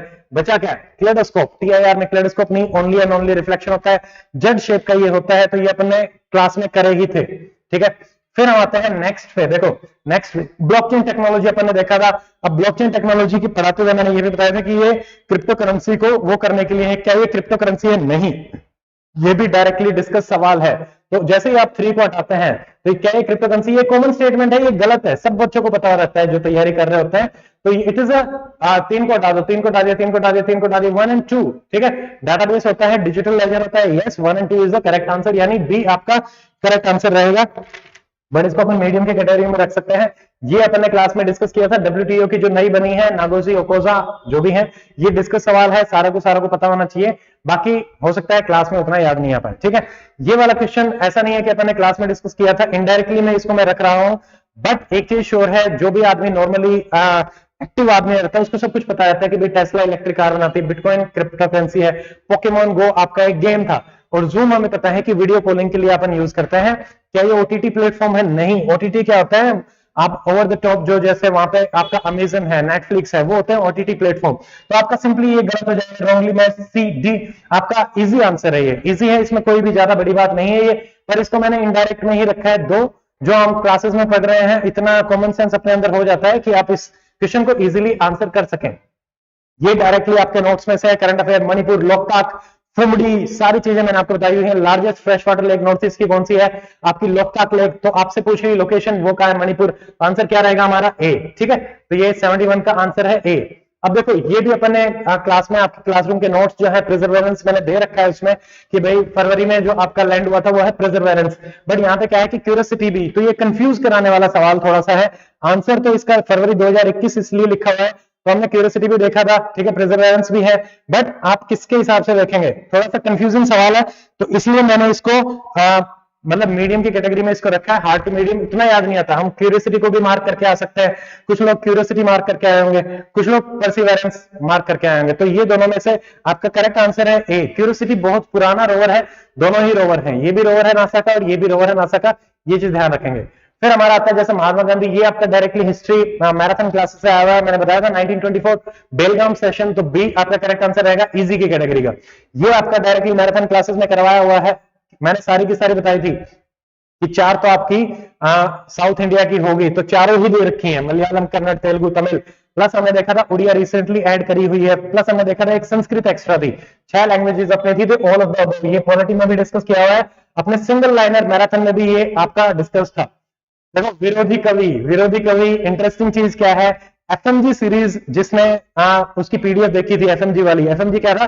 5 मिनट ज्ञान, जिसमें मैंने आपको मिसलेनियस करवाया था, वो लूसेंट में ये क्वेश्चन दिया हुआ है। ठीक है, लूसेंट में काजी नजरुल इस्लाम, देखने में थोड़ा सा मुश्किल लगता है। एफएमजी सीरीज के टॉपिक नंबर 21 में आप अगर जाके अभी भी चेक करेंगे तो लास्ट वाले पेज पे मैंने ये आपका दिया हुआ है, विरोधी कवि नाजी नजरुल इस्लाम, लूसेंट से डायरेक्टली उठाया हुआ सवाल है और अपने नोट्स में भी था।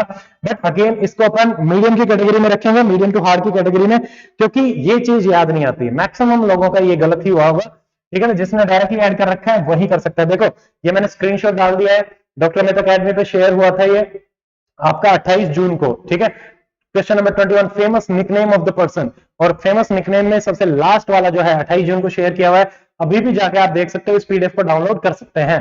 ठीक है, 76 एक बहुत ही इजी क्वेश्चन था कि भाई अशोकन पिलर कहां कहां मिलते हैं, तो ये सारी लोकेशन अपने देखी हुई है, सांची, सारनाथ, लोरिया, नंदगढ़, अमरावती, एनसीईआरटी में भी दिया है। All of the above, D is the correct answer. ठीक है, फिर देखो हमजा नामा, ये आपके डायरेक्टली नोट्स में भी है, एनसीईआरटी में भी है। अगर आप नोट्स भी देखेंगे, एंशिएंट क्लासरूम के जो नोट्स है एंशिएंट इंडिया के, पेज नंबर 55 पे डायरेक्टली लिखा हुआ है हमजा नामा किस किस की थी, सैयद अली एंड अब्बास सामद, दोनों नाम आपके दिए हुए हैं। एनसीईआरटी में भी ये दिया हुआ है। एनसीईआरटी हमारा एक स्टैंडर्ड सोर्स था, जो मैं बार बार आपसे बोलता रहता था कि और कुछ करो ना करो, एनसीईआरटी तो साथ साथ करनी ही है, और ये हमने डिस्कस भी किए हुए हैं, तो ये आपका रहेगा ही। बट ये क्या इजी की कैटेगरी का सवाल है? नहीं, ये हार्ड की कैटेगरी है, ये आपके याद नहीं आते हैं। ठीक है, कंफ्यूजन होता है इन सवालों में, कंफ्यूजन होता है, इनको इजी नहीं बोल सकते। हिस्ट्री के जितने सवाल दो आपके नोट्स में से भी रहेंगे, आपके एनसीईआरटी में से भी रहेंगे, पर वो इजी नहीं रहेंगे कभी भी। ये उतना रियल टाइम में इस चीज को याद करना, it is very very difficult, natural नहीं याद आते, तो नहीं याद आते। अब देखो ऑफिशियल लैंग्वेज सतवाहना, ये अपन ने लूसेंट में भी डिस्कस किया था। एंशिएंट के आपके नोट्स में पेज नंबर 62 में डायरेक्टली ये दिया हुआ है प्राकृत लैंग्वेज। ठीक है, लूसेंट में भी ये दिया हुआ है, ये हमने किया हुआ है, आपके क्लासरूम के नोट्स में से सतवाहना एज की कौन सी लैंग्वेज है? प्राकृत। ठीक है, तो ये हमारा डायरेक्टली है। अब ये देखिए, ये मैंने आपको याद करवाया था, 4 हड़प्पन उनकी ट्रिक बना के याद किया था अपन ने, कुली, नल, कुत्ता, ठीक है, जोब, कुली, नल, कुत्ता, जोब, ये 4 चीजें अपन ने याद करी थी। हड़प्पन कल्चर की अफगानिस्तान की जो साइट उधर मिल रही थी। ठीक है, तो देखो जोब ही है इसमें, नॉट ए प्रोटो हड़प्पन। तो ये ऑब्वियसली अपने अपन को अगर वो ट्रिक याद होगी, कुली, नल, कुत्ता, जोब, जो मैंने आपको लूसेंट में भी याद करवाई है, राउडी में भी याद करवाई है, ठीक है, मैराथन में भी ये सवाल करवाएगा, तो अगर वो आपको याद रहेगा तो आप ऑब्वियसली डी को मार्क कर दोगे। आपको ये पता भी नहीं है तो भी आपका काम चल जाएगा। तो इसलिए पढ़ना इसलिए इंपॉर्टेंट होता है कि मैंने जो पढ़ा हुआ है, याद किया हुआ है, क्या मैं उसमें से एलिमिनेट भी कर पा रहा हूं? If yes then it is easy. जो ये चारों के चारों मैंने आपको याद करवाए थे, ठीक है, और ये ट्रिक्स ही काम आती हैं, बट एग्जामिनेशन हॉल में थोड़ा सा डिफिकल्ट हो जाता है। I can understand that. ये क्वेश्चन हमारे नोट्स में से नहीं है, कि भाई फारूक सैयर के टाइम पे कौन था, ये है जॉन सरमन, ये उनके रॉयल चार्टर इनको दिया था। फारूक सैयर, ये टफ कैटेगरी का हार्ड क्वेश्चन है, काफी लोगों ने रॉबर्ट क्लाइव मार्क किया होगा, थॉमस रो आप एलिमिनेट कर सकते हैं, ठीक है, बट यहाँ पे जॉन सरमन इसका राइट आंसर है। It is not from our notes as far as I know, तो ये हमारे नोट्स में से ये सवाल नहीं है। फिर देखो ये सारे के सारे मैंने याद करवाए थे आपको, जैसे ये हमारे मैराथन क्लास के हैं, रामोसी, राम में चित बसते हैं, ठीक है, चित में राम बसते हैं, ऐसे मैंने याद करवाया था। रंगपुर चलो नहीं भी पता है, कोल अपराइजिंग, बुद्धू भगत, ये भी अपन ने याद किया था। देखो यहाँ पे संथाल अपन ने देखा था, सिद्धू और कहनो। सिंपल क्वेश्चन क्यों है, क्योंकि यहाँ पे बिरसा मुंडा दिया हुआ है, मुंडा किसका था, मुंडा रिवोल्ट का, तो क्या ये इसका आंसर हो सकता है, नहीं। और आपसे सिंपली वही पूछा है, इजी कैटेगरी का ये सवाल रहेगा, incorrectly paired, obviously Santhal rebellion किसका, मुंडा रिवोल्ट का, ठीक है। तो ये हमारा क्या हो जाएगा 81 आपका यहां से हो जाएगा, और ये आपका 81 इजी कैटेगरी का सवाल रहेगा। देखते ही मुंडा रिवोल्ट का है, संथाल तो ऑब्वियसली मैच नहीं करेगा।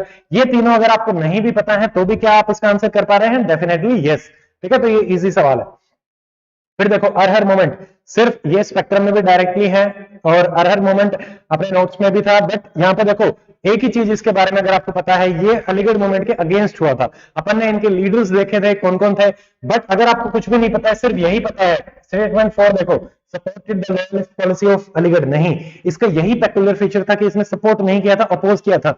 जैसे ही आप 4 को हटाते हैं, क्रॉस करते ही 4 गया, 4 गया, 4 गया, option B is the right answer. अगर मुझे ऊपर वाली 3 नहीं भी पता है, जो एक जर्नल आदमी पढ़ रहा होता है ना तैयारी के दौरान पे, तो वो आराम से इसको आइडेंटिफाई कर सकता है कि अरहर मूवमेंट इसके अगेंस्ट था, इसको सपोर्ट करते हुए नहीं था, तो ये आपका हो जाएगा 82। बट इसको अपन मीडियम की कैटेगरी में रखेंगे, मेरे हिसाब से मीडियम कैटेगरी का है, इजी तो नहीं बोल सकते, ठीक है। सूफी संत, it is very very hard question, but ये सारे अपने नोट्स में मैंने बताया था, देखो याद करवाए थे आपको कि ये इसका वो था, बाबा फरीद आपका निजामुद्दीन औलिया का था, बट हम इसको सीधा सीधा नहीं बोल सकते, नोट्स में सारी चीजें दी हुई हैं, बट क्या वो याद आएंगी, याद नहीं आती हैं, तो इसीलिए वो सवाल गलत भी होते हैं, भले ही से सारी चीजें नोट्स में हो, चाहे कितने ही डिफाइंड हो, बट ये बहुत ही हार्ड आपका सवाल रहता है। इसका करेक्ट आंसर है आपका बी।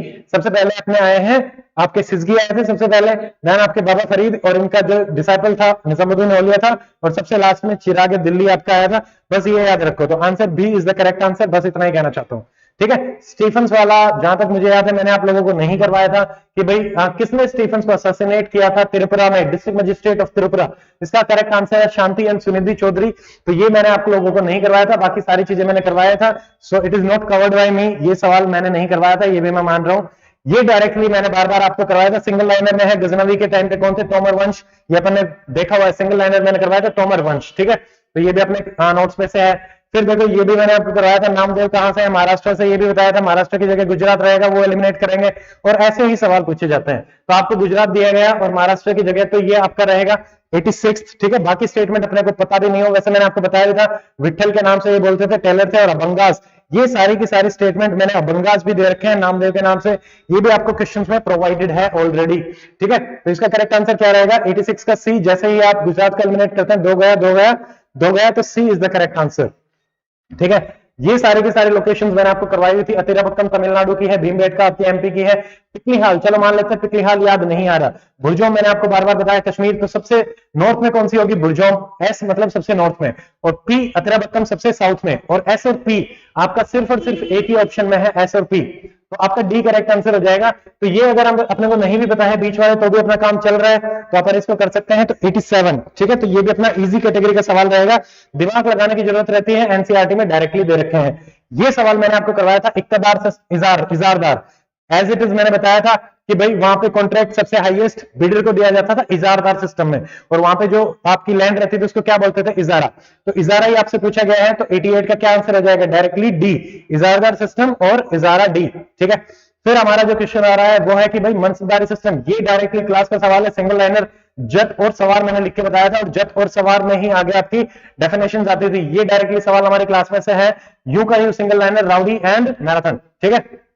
ये देखो रेवेन्यू सेटलमेंट सिस्टम आपका जो है, मैंने आपको क्या बताया था, परमानेंट सेटलमेंट कॉर्नवालिस के 3-4 अपन याद किए थे, चौकी उसकी थी, सिविल सर्विसेज उसकी थी, और आपका परमानेंट सेटलमेंट भी उसका था। स्टेटमेंट वन देखते ही गलत हो रही है, यहां लिख रहा है वेलेस्ली ने इंट्रोड्यूस किया, नहीं, कॉर्नवालिस ने इंट्रोड्यूस किया, तो कौन सा आंसर हो जाएगा इसका, 90 का अपना आंसर हो जाएगा ए, और ये आपका इजी कैटेगरी का सवाल रहेगा।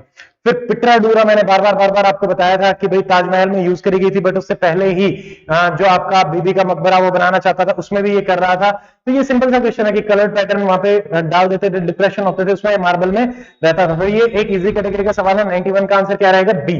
ठीक है, पिट्राडूरा अपन ने किया हुआ है। देखो ये कितना ब्यूटीफुल क्वेश्चन है, देखते ही क्या लगता है कि इसके चारों के चारों पता होना चाहिए। नहीं, मैंने आपको पॉलिटी में बार समझाया था। पहले आया केशवानंदन भारती केस, केशवानंदन भारती के बाद में आया मिनर्वा मिल केस। मिनर्वा मिल में अपना क्या आया था? बेसिक स्ट्रक्चर ऑफ कॉन्स्टिट्यूशन में ऐड किया गया था फंडामेंटल राइट और डीपीएसपी का बैलेंस, जबकि केशवानंदन भारती में बेसिक स्ट्रक्चर आपका आ गया था। अब देखो 4 तो पहले आया है और 1 बाद में आया है। सिर्फ अगर सिर्फ इन दोनों को ही देखने लग जाओ कि 4 आपका पहले है, 1 बाद में है। कहां पे है? यहां पे देखो 1 और 4 है, ये नहीं हो सकता। 1 और 4 ये भी नहीं हो सकता। 1 और फिर 4 ये भी नहीं हो सकता। 4 पहले यहां पे है, 1 बाद में यहां पे है। एक ही ऑप्शन है, ओनली बी ही ऑप्शन है। अगर आपको सिर्फ कॉमनली एयर याद रखने की कोई जरूरत नहीं थी, आपको सिर्फ और सिर्फ इतना ही पता है कि पहले केशवानंदन भारती आया है, फिर मिनर्वा मिल आया है, जो हमने बार बार पॉलिटी में डिस्कस किया है। पता नहीं कितनी बार मैंने आपको करवाया हुआ है ये चीज कि भाई ऐसे ही। तो सिर्फ जैसे ही आपने स्मार्टली इसको देखा, बी आंसर हो रहा है, क्योंकि बाकी सब में मिनर्वा मिल को पहले ले रखा है। तो ये हमारा आंसर हो जाएगा। बट अभी देखने में थोड़ा सा इजी लगते हैं, बाद में थोड़ा सा दिक्कत हो जाता है।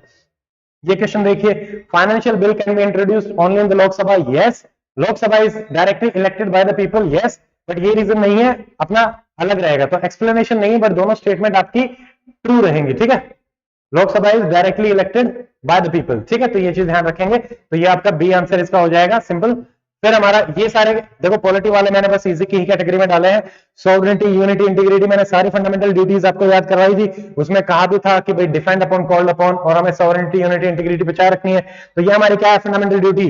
दो ये आपके देखो ये टर्म्स आपकी प्रियम्बल में यूज्ड हैं, बट देखो नोशन ऑफ अपहोल्डिंग, इंडिविजुअल को अपहोल्ड करनी होती है ये। तो नोशन ऑफ अपहोल्डिंग में क्या आंसर जाएगा अपना? Fundamental duties. तो ये अपना डायरेक्टली डिस्कशन में से है। ये भी मेरी पॉलिटी की क्लास जो मैराथन की अपनी क्लासेस थी उसी में ही था। Liberty, equality, fraternity, French revolution, Russian से अपन ने जस्टिस लिया था। ये सारे के सारे क्लासेस में अपन ने मल्टीपल टाइम्स इन डेप्थ, मतलब इनफाइनाइट टाइम्स डिस्कस करे हुए थे। ये हमने शेड्यूल 1 जो आपका रहता है, आर्टिकल 1 सॉरी, उसमें इंडिया दैट इज भारत लिखा हुआ है। ये बार बार मैं जब भी बोलता था यूनियन और टेरिटरी की बात करता है आर्टिकल 1, और उसमें लिखा हुआ है India that is Bharat is a union. ठीक है, फेडरेशन नहीं है। तो ये सीधा सवाल पूछ ले, इंडिया दैट इज भारत, तो ये इजी क्वेश्चन था, तो ये आपका हो जाएगा। फिर आपका आ रहा है 97, तो ये हमारा डीपीएसपी होती है, promotion of international peace and security, क्योंकि स्टेट को करना होता है। तो ये है आपके एक directive principle of state policy. तो आंसर क्या रहेगा? बी। ठीक है, फिर ये हमारा देखो ये अपन ने देखा था एनी सिटीजन जो मूव कर सकता है। ये अपन ने बार बार मैंने आपको बताया, heart and soul of the constitution article 32, और हमारा अगर अपन हाई कोर्ट में जाते हैं तो आर्टिकल 226। डायरेक्टली सिंपल क्वेश्चन है, हर जगह लक्ष्मीकांत, और बार डिस्कस किया हुआ है। एंटी डिफेक्शन और ये सारे शेड्यूल मैंने आपको याद भी करवाए थे। तो देखो लैंग्वेज अपन ने क्या देखा था? 8th में है। सारी लैंग्वेज भी मैंने आपको याद करवाई थी। 21st amendment, 71st amendment, 92nd amendment, Sidhu, बदमाश, कमीना, बदमाश, ये ट्रिक बना के भी अपन ने याद किया था। एंटी डिफेक्शन अपन ने देखा था 10th में। जैसे ही आप इन दोनों को मैच करते हो, इसको 4 से और इसको 2 से, आपका आंसर क्या आ जाएगा? C answer. ठीक है, A4, B2, C5, D1 and E3। 99, ये इजी सवाल है। अब देखो इसमें स्टेटहुड, इसमें अगर आप सोचोगे कि सारे पता होना चाहिए, नहीं। आपको हरियाणा का पता है 1966, सिक्किम अपन ने बार डिस्कस किया था 35वें अमेंडमेंट से, 36वें अमेंडमेंट से, और 1975 में आपका सिक्किम बना है। अगेन सिर्फ और सिर्फ एक ही ऑप्शन है जहां पे हरियाणा पहले है, सिक्किम बाद में है, और वो ऑप्शन है अपना बी ऑप्शन। बाकी में देखो हरियाणा बाद में है, इसमें भी हरियाणा बाद में है सिक्किम के, इसमें भी हरियाणा बाद में है सिक्किम के। तो आपको सारी नॉलेज नहीं होनी चाहिए, आपको सिर्फ और सिर्फ अगर इतना भी पता है कि भाई हमारा ये रहेगा, ठीक है, तो ये उसके हिसाब से अपन कर सकते हैं इसको इजीली कि भाई हरियाणा में ये है, सिक्किम में ये है। तो ये अपना डिस्कशन रहा। अभी मैं बता देता हूं, देखो इजी की कैटेगरी में मेरे हिसाब से इस पेपर में 45 से लेकर 47 सवाल ऐसे थे जिनको इजी की कैटेगरी में रखा जा सकता है। बट इजी की कैटेगरी में भी आपके 4-5 सवाल तो गलत होते ही हैं सिली मिस्टेक्स के कारण। मीडियम की कैटेगरी में अपन रखेंगे 33 से लेकर 35 तक के सवाल, और उसमें आपके 30 से 40% के बीच में करेक्ट रहते हैं। 33% अपन मान लेते हैं कि 1/3 एक स्टूडेंट करेक्ट कर पाएगा, 1/3 to 40%। हार्ड की कैटेगरी में 20 रहेंगे, इनमें करेक्ट करना थोड़ा सा मुश्किल हो जाता है। तो ये हमारा ब्रेकअप रहेगा। अब मैं दिखाता हूं आपको पिछले साल की जो हमारी कट ऑफ थी। देखो जनरल की जो कट ऑफ थी 130, बीसीबी की जो कट ऑफ थी 129, बीसीए की जो कट ऑफ थी 115, एससी की cut off 105, ex serviceman general 104, ex serviceman SC 72, और एक्स सर्विसमैन बीसीए 87। अब इसके हिसाब से मेरा जो अभी तक का यूपीएससी का एक्सपीरियंस रहा है, इस टाइप का जो पेपर रहता है, उस टाइप के पेपर में आपके जो मोटा मोटा कट ऑफ जो रहती है, it is very difficult to write, there is no doubt about it, but हम अपने एक्सपीरियंस से बता सकते हैं कि यूपीएससी में अगर ऐसा पेपर आता जिसमें 45 से इतने अगर इजी रहते हैं और मीडियम रहते हैं और हार्ड की कैटेगरी के इतने सवाल रहते हैं, तो 110 और 100 के बीच में कट ऑफ जाती है, यानी 100 से 110 के बीच की कट ऑफ जाती है। यूपीएससी थोड़ा सा डिफिकल्ट होता है तो कट ऑफ आपकी 95 भी चली जाती है, जो आजकल देखने को मिल रहा है। तो 100 और 110 यानी स्कोर अपन बात करें 50 से 55, एक सेफ स्कोर मेरे हिसाब से रहेगा। ट्रिकी पेपर बोलेंगे, इजी नहीं बोल सकते, completely on the lines of UPSC. ज्यादातर जो हमारे एचपीएससी की तैयारी कर रहे हैं वो इस तरीके से तैयार नहीं करते। क्लासरूम के स्टूडेंट्स हैं, उनके अच्छे मार्क्स बन रहे हैं, नो अबाउट इट, उनके 70 भी बन रहे हैं, 65-70 की रेंज में बहुत सारे स्टूडेंट हैं, 80 की भी रेंज में है, बट सारे स्टूडेंट उस रेंज में नहीं हो सकते। ठीक है, तो हम एक जर्नल के हिसाब से बात करेंगे, बाकी हमारे पास सारा डाटा तो है नहीं, तो हम सारे तो नहीं बता सकते, बट मेरे हिसाब से अगर आपके ये मार्क्स बन रहे हैं तो आप प्रिपरेशन स्टार्ट कर दीजिए कि भाई अगर आपके 50 से 55, 50 इज मिनिमम, कि भाई 50 से ऊपर अपन मान सकते हैं, ये थोड़ा डाइसी रहता है मेरे हिसाब से। अगर आप 50 की रेंज में हैं, 50 से ऊपर है, 55 अबव इज गुड, कि भाई आप तब तो शुरू कर ही दो। देखो कट ऑफ अब मैं अपने हिसाब से, अपने एक्सपीरियंस के हिसाब से बता रहा हूं, इसमें बहुत सारे लोग कमेंट भी करेंगे कि सर ये है वो है, whatever, it does not matter, ठीक है, बट मेरा जो अभी तक का एक्सपीरियंस है कि भाई अगर 55 बन रहे हैं तो डेफिनेटली स्टार्ट कर दीजिए, 50 बन रहे हैं तो भी स्टार्ट कर दीजिए, that is your wish. But क्योंकि 100 और 110 यूपीएससी में अगर 100 और 110 देखने में कम लग रहे हैं मार्क्स, बट अगर अपन यूपीएससी की लाइंस पे इसको कन्वर्ट करते हैं 200 में, तो 100 और 110 अच्छे मार्क्स होते हैं। 100 और 110 100 में से कम लगते हैं, बट अगर यूपीएससी के हिसाब से देखें तो 100 और 110 हाँ गुड स्कोर। तो इस पेपर के हिसाब से पहली बार आया है हरियाणा में ऐसा पेपर, तो एवरीबडी इज नॉट प्रिपेयर। काफी लोगों से मेरी बात हुई भी है जो ऑलरेडी काफी बार पेपर दे चुके हैं, उनके 60s की रेंज में, मतलब यूपीएससी इंटरव्यू मल्टीपल टाइम्स जो लोग दे चुके हैं उनके 60s की रेंज में है, तो सारे के सारे ट्रेन से जाते हुए मेरे हिसाब से अगर जनरल में आपके 50 से 55 है तो आप तैयारी शुरू करें। बीसीए में भी लगभग सेम कट ऑफ रहती है पिछले उसके एनालिसिस के हिसाब से, तो भी अगर आप 50 से 55 में है तो तैयारी शुरू करें। बीसीबी में 45 से 50 में है तो तैयारी शुरू करें। शेड्यूल कास्ट में अगर आपके 40 से 45 या उससे अबव बन रहे हैं तो आप तैयारी शुरू करें। ईएसएम जनरल 40 से 45 है तो तैयारी शुरू कर दें। ईएसएम बैकवर्ड क्लास 37 to 40 अगर आप उससे ऊपर मार्क्स बन रहे हैं तो आप तैयारी शुरू करें। देन ईएसएम शेड्यूल कास्ट अगर आप 35 से 37 के बीच में है तो आप तैयारी शुरू करें। मेरे हिसाब से इस स्कोर पे आपको तैयारी शुरू कर देनी चाहिए। अब वो कैसे करना चाहते हैं वो आपकी अपनी इच्छा है, ठीक है। अब मेरे पास पूरे हरियाणा का डाटा है नहीं, हमारे क्लास के जो स्टूडेंट है प्लस जो मेरा अभी तक का एक्सपीरियंस था उसी के हिसाब से मैंने आपको बताया है। तो इसमें मैं भी एक आदमी हूं, we are all human being, गलती होने का चांसेस सबसे रहता है, बट मैं आपको कोई भी गलत चीज नहीं बताऊंगा, वो मेरे उसूलों के भी खिलाफ है, क्योंकि मतलब वी आर, यही प्रिंसिपल्स होते हैं जो एक आदमी को दूसरे आदमियों से अलग करते हैं। मैंने ना ही कभी झूठ बोलना सीखा है, मैं मतलब, और ना ही इस चीज को मैं प्रमोट करता हूं। गलत चीजें कभी भी नहीं होनी चाहिए, मिस गाइडेंस भी कभी भी नहीं होनी चाहिए किसी भी चीज को लेके, किसी को भी, ठीक है। ये आपको लॉन्ग टर्म में कभी भी बेनिफिट नहीं करती हैं ये सारी चीजें। अब मैं आपको बता देता हूँ एचसीएस मेंस का जो बैच है डॉक्टर में, मतलब यहाँ पे अपन जो शुरू कर रहे हैं दोनों बैचेस की डिटेल में बता देता हूँ, फिर उसके बाद आपके कोई भी डाउट है वो अपन ले लेंगे। ये अभी अपना शुरू होने वाला है 20 तारीख से, ठीक है। इसमें अपन 200 मार्क्स की आपकी जीएस रहेगी, 300 टॉपिक अपन कवर करेंगे, जैसे अपन ने जीएस में कवर किया था, राउडी रिवीजन वैसे अपना रहा था। यहाँ पे 300 टॉपिक में टारगेट करके चल रहा हूँ। दी मोस्ट प्रोबेबल टॉपिक पिछले 5 से 6 साल में जो आपके न्यूज में रहे हैं, थीम बेस्ड सारे के सारे सब्जेक्ट अपन कवर करेंगे, थीम बेस्ड यूपीएससी के ही तर्ज पे। पिछली बार का जो मेंस था आपका वो एग्जैक्टली यूपीएससी लाइंस पे ही था, और इस बार भी वैसा ही रहेगा, थीम बेस्ड कवरेज रहेगी। सारे के सारे जो भी टॉपिक्स हैं आपको उनके नोट्स में मिलेंगे। आंसर राइटिंग अपनी रहेगी, डेली 2 क्वेश्चन, और अगले दिन मैं आपको उनके मॉडल आंसर भी बता दूंगा, बट चेकिंग नहीं हो पाएगी, ये चीज ध्यान रखेंगे। स्टार्टिंग डेट हमारे बैच की रहेगी 20 सितंबर 2021। रेस्ट ऑफ द डिटेल मैं आपको सैटरडे को बताऊंगा। सारे नोट्स आपको मिलेंगे, टाइप्ड नोट्स रहेंगे, सारे टॉपिक्स आपको मिलेंगे। 90% में टारगेट रख रहा हूं, ठीक है, इसमें से आपका कवर किया जाए। लाइव क्लासेस रहेंगी, सारे क्लासेस मैं ही लूंगा, ठीक है। कुछ हो सकता है कि भाई टाइम और उसके हिसाब से हो सकता है रिजल्ट आपका अगर जल्दी आ जाए तो हम इनकी रिकॉर्डेड क्लास प्रोवाइड करा दें। 20 सितंबर तक 20% ऑफ है, और डिस्क्रिप्शन में आपको लिंक भी दे रखा है, आप एप्लीकेशन डाउनलोड करके भी डायरेक्टली उस पर जाके कर सकते हैं, तो आप इजीली उसको एनरोल कर सकते हैं। सारे के सारे फीस डिटेल 20% ऑफ रहेगा आपका आने तक। इसमें बहुत ज्यादा मेहनत लगती है, मेंस वाला स्टफ जो है उसमें बहुत ही ज्यादा आपका रहता है, तो उसी हिसाब से इसके जो प्राइसेस हैं वो रखे गए हैं। बट कोई स्टूडेंट अगर चाहते हैं कि सर इंस्टॉलमेंट्स प्लस इफ आपको रिक्वायरमेंट है डिस्काउंट की, आप उतना पे नहीं कर सकते हैं तो आप अकेडमी पे कॉल करेंगे, ठीक है। और ऐसे ही सोशियोलॉजी मेंस का बैच है, सोशियोलॉजी भी आपका 200 नंबर की रहेगी, सारी की सारी क्लासेस मैं लूंगा। सोशियोलॉजी हमारा पुराना बैच चल रहा है, ऑलरेडी थिंकर्स आपके हो चुके हैं, तो जो नए स्टूडेंट ज्वाइन करना चाहते हैं उनको रिकॉर्डेड क्लासेस मिलेंगी, रेस्ट ऑफ द टॉपिक सारे लाइव क्लासेस रहेंगे, मेरे खुद के नोट्स मिलेंगे, हैरोलम्बस आपको पढ़नी है, नितिन सांगवान सर की बुक पढ़नी है, विकास रंजन सर के पढ़ने हैं, करंट अफेयर से आपका लिंकेज करा के कवर अप कराया जाएगा, सारी क्लासेस कौन लेगा, मैं ही लूंगा, ठीक है। तो ये अपना रहेगा 90% कवरेज मेरा टारगेट रहेगा कि आपसे करवाया जाए, और मतलब यूपीएससी के ही पैटर्न पे जो भी अभी तक का एक्सपीरियंस है उसी हिसाब से ही अपन चलेंगे, तो ये माय प्रॉमिस। एंड हिंदी और इंग्लिश के जो बैचेस हैं उनकी भी अनाउंसमेंट जल्दी करेंगे, क्योंकि आपके 100 नंबर के वो रहते हैं, हिंदी और इंग्लिश भी आपकी सारी कवर अप कराई जाएगी। जो लोग मेंस का बैच ज्वाइन करेंगे तो वो लोग कर सकते हैं, जिन्होंने ऑलरेडी ज्वाइन कर रखा है यूपीएससी बैच वाले जो हैं, या फिर जिन्होंने प्री और मेंस कंबाइंड बैच ज्वाइन किया था, उन्हें ज्वाइन करने की आवश्यकता नहीं है, ठीक है। सिर्फ नए स्टूडेंट्स ही ज्वाइन करेंगे। How to join link description section में है, दोनों का ही, सोशियोलॉजी बैच का भी और आपके मेंस के बैच का भी। ऐप आपकी एंड्रॉइड और एप्पल पे भी है।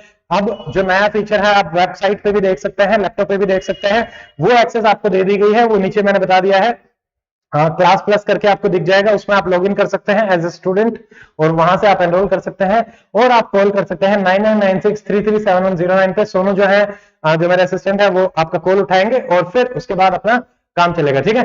सो सी यू ऑन द 20th के बाद अपनी क्लासेस शुरू हो जाएंगी without wasting any time, because expected ये है कि जो आपका रिजल्ट है वो जैसा अभी आया था न्यूज में भी कि भाई इस महीने आ सकता है, so there are pretty good chances. और मेरे हिसाब से जो मेंस आपका दिसंबर या जनवरी में आपका मेंस रहेगा, कम टाइम है, 20 से अपन क्लासेस शुरू कर देंगे और लगातार अपन उसी हिसाब से, जैसे अपन ने प्री की अच्छे से तैयारी करी थी तो वैसे ही अपन तैयारी करेंगे, ठीक है।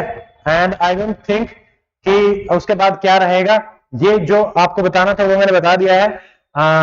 अब see you in the next video. अभी आई डोंट थिंक कि कोई अपना इसके अलावा, देखो तैयारी शुरू करना आपके हाथ में है, आप अपने हिसाब से अपने विवेक का इस्तेमाल करते हुए करें ना करें वो आपकी इच्छा है, नोबडी कैन फोर्स यू, और आप जो भी बात मानना चाहते हैं वो मान सकते हैं, नहीं मानना चाहते वो नहीं मान सकते, ठीक है। तो ये आपका अपना रहेगा, सब अपने इंडिविजुअल लेवल पे चल सकते हैं। So that's it from my side. अभी सोशियोलॉजी और जीएस मेंस का मैंने आपको बता दिया है, हिंदी इंग्लिश का नेक्स्ट में रहेगा।